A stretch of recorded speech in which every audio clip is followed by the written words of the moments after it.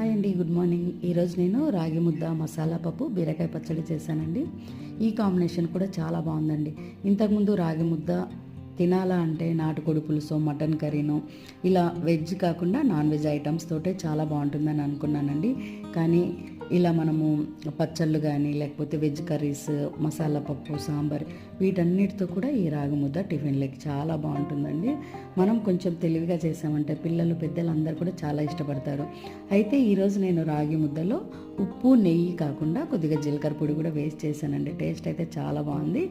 ఇక్కడ మా మేనత్త గారు, మా అమ్మగారు తిని చూసి కూడా ఈ కాంబినేషన్ చాలా బాగుంది అన్నారండి. మనం ఎప్పుడు కూడా వెజ్ కాకుండా నాన్ వెజ్ ఐటమ్స్ తోటే ఈ రాగి ముద్ద బాగుంటుందని చాలామంది అనుకుంటారండి.